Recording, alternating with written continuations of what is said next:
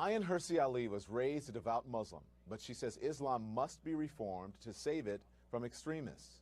In her early 20s, she fled to the Netherlands to escape an arranged marriage and eventually became a member of the Dutch parliament. In 2004, she faced death threats after the murder of filmmaker Theo van Gogh, who directed her short film Submission about the oppression of women under Islam. Ayaan Hirsi Ali's latest book is Heretic, and she joins me now. So glad to have you. How are you doing?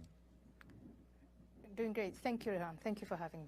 These attacks in Paris have really shocked the world, but I imagine they didn't come as a surprise to you because you have been sounding the alarm about this for years. Unfortunately, that's true. It's tragic. I wish I did. I mean, I always say I wish I was wrong. But yeah, I mean, the message that there is a utopia where the world can be brought under the banner of Islam, that is something that's been spreading for decades and decades, and it's infected the hearts and minds of young people who are acting on it. Mm-hmm. Why do you feel this way about Islam? Because you were raised a Muslim, a devout Muslim. I was raised a devout Muslim, and initially, up to about my mid-teens, we took it for granted that we were Muslims.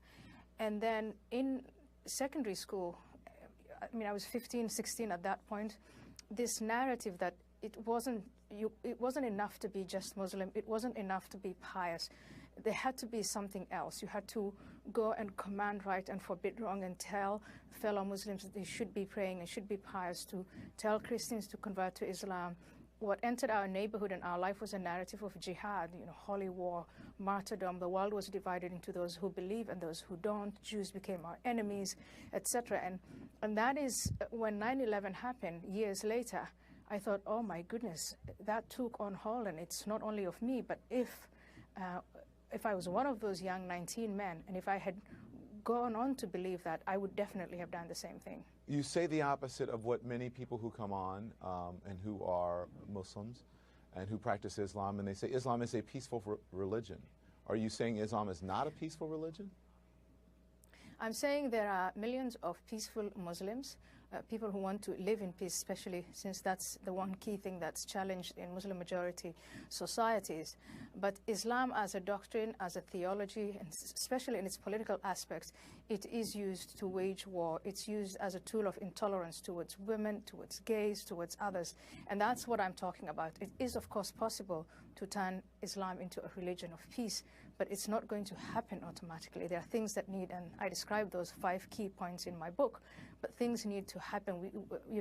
Muslims need to unify around what should change within Islam. I just point out 5 of them. Yeah, I want you to listen to this interview that I did with a Muslim family, and they lost 2 loved ones, sisters, in fact, in that Paris terror attacks.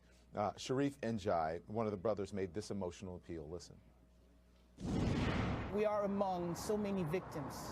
I would tell these people in the world to understand that there's a critical difference between whatever they preach and between the peace that we are in Islam.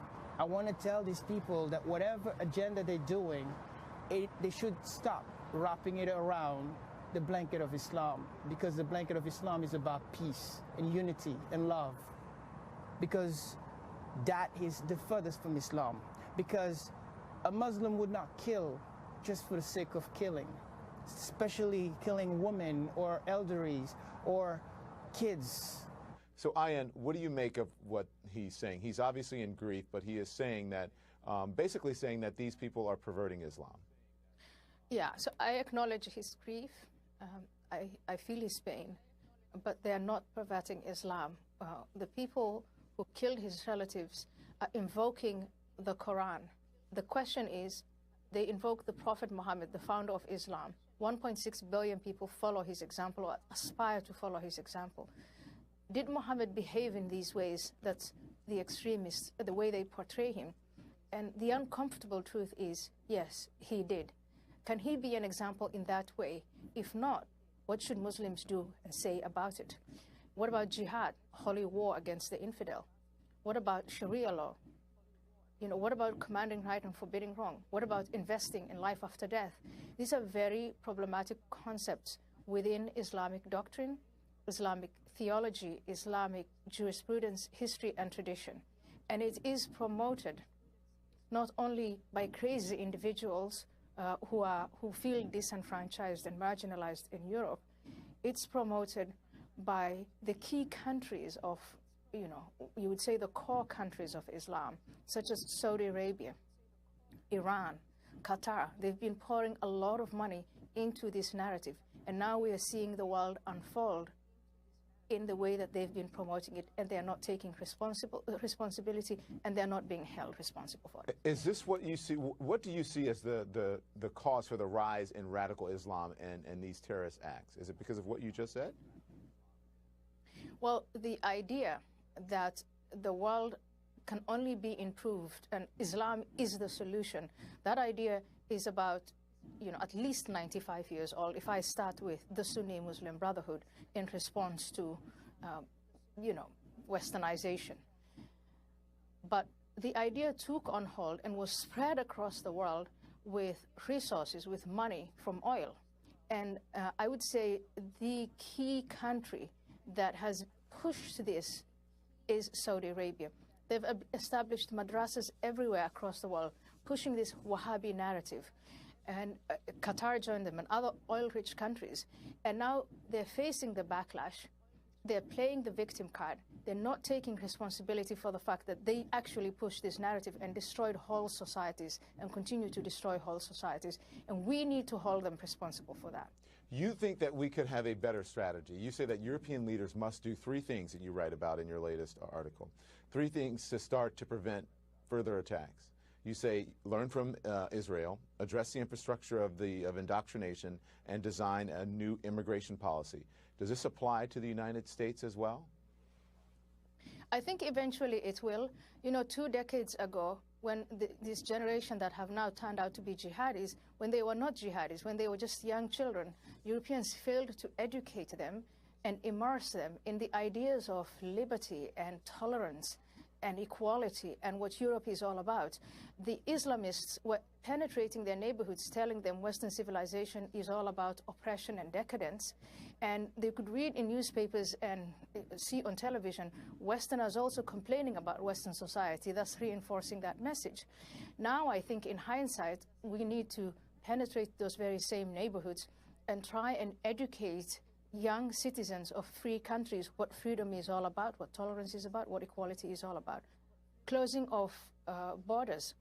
Again, 20 years ago, there was no need for that when the problem was relatively small. But now the scale of the problem is so big that you have to take these draconian measures to try and at least, bring some semblance of order into it. The United States is not where Europe is, but if the United States follows the same footsteps, multiculturalism and all this nonsense, then the United States could very quickly get there. Let's talk about this Syrian refugee question that has been raised here in the United States. It's very different than in Europe, I would think, where there are tens of thousands of people who can cross into the border. Here, people have to undergo a screening process of up to 24 months. Does that stricter policy make any difference at all? Again, I watch this with incredulity, and I think it is not really about where they are coming from and who they are. We know that these people, most Syrians, have been subjected to terror more than we can ever understand. And those who survive, if they're looking for help, I think we in the United States and even in Europe, we should offer that help. But it is what happens after they arrive, not before. Once Syrians come here, if we can educate them and immerse them, again, in the doctrine of freedom and what the constitution of this country is about, that's a different story. And when they're here 20 years from now, I think we're going to see people who are grateful to America and are patriotic. But if not, if we leave them in the hands of these, Islamists, we're going to see what happened in Minneapolis with people who come from the same country as I do. A lot of, Somalis in Minneapolis, in Minnesota, ended up joining Al-Shabaab in the U.S., not before they were here. Ayaan Hirsi Ali, thank you so much. You're welcome. Is telling, and that the story is not supported by the facts. Last week he said that thousands of radical Islamic terrorists have been allowed into the United States. Think about that. Yeah. He said thousands of Islamic terrorists have been allowed inside the United States. People barely notice because he says so much that has to be fact-checked. We can barely keep up. but he's saying things that are flatly untrue, and they all buy into this larger storyline that the system is against the American people. Well, that's the whole thing that we have. It does add up to a danger. But that's the whole thing that you hear, and it's not just from Donald Trump. You hear it from a lot of folks, especially, I think, more so during this election. We talk about police violence, when Dennis was just talking about, but it doesn't matter. The fact checks don't matter. I think many times people want their beliefs reinforced, and if you're on television, you're trying to point out, even sometimes calmly, like, this person is lying to you just because they're saying it loudly. It does not mean that they're actually right. Because this is a gut election, right? This is an election in our guts. But that's why the Sean Hannitys of the world, conservative leaders, have to speak out. They can't let Sean Trump Hannity tonight basically shaped Donald Trump's response, saying, "Oh, but the media didn't say." It's like, it's a shame. Yeah, it's a shame. It was a missed opportunity. Let me get Dennis in. Dennis, you say that Trump's rigged election comments are, you believe that they're terrible. So why do you think he's raising these doubts? As I said, I think he says whatever he emotes. It's, as I said, each candidate comes with their baggage. I said to you the first night that I was on your program. But is that acceptable to you? I am proud. I am proud as a conservative about the amount of angst that we feel about his character, but there is no corresponding angst among liberals about the character of Hillary Clinton. We care more about character than liberals do.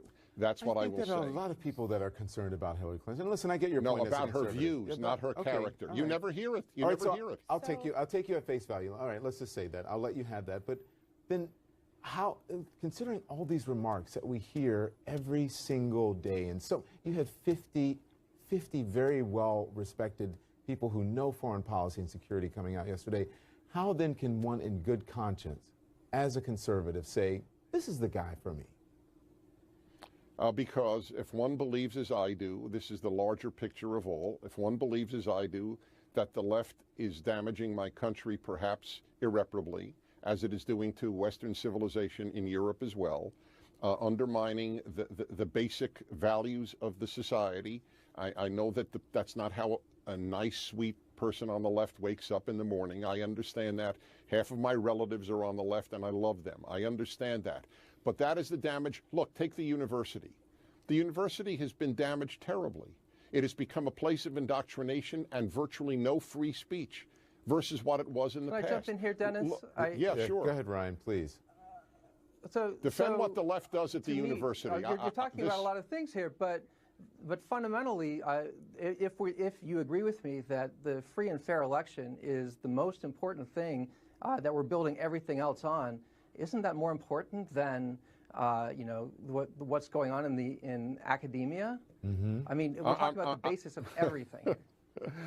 Well, it's not the basis of everything because I think a lot of people just dismiss what he says when he makes these hyperbolic statements.